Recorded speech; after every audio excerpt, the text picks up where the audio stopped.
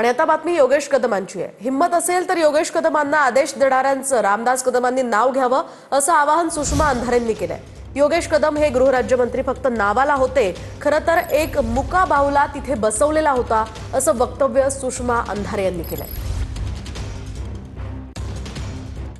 योगेश कदमांना शस्त्र परवाना देण्यासाठी नेमकी कोणी शिफारस केली होती, नेमकी कोणी आदेश दिलेले होते, हे जरा स्पष्ट बोला ना।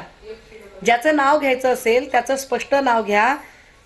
उलट आम्हाला तर आता वेगळेच प्रश्न पडलेले आहेत। गृहराज्यमंत्र्यांना जर दुसराच कुणी आदेश देत असेल तर याचा अर्थ तुमचा मुलगा म्हणजे योगेश कदम हा फक्त गुळाचा गणपती म्हणून बसवला होता का? बरं, कोण आदेश दिले त्याचं नाव घेण्याची आत्ताही तुमची हिंमत नाहीये, याचा अर्थ तुमच्याकडे अजिबात तुम्हाला कुठलंही प्रोटेक्शन नाहीये का?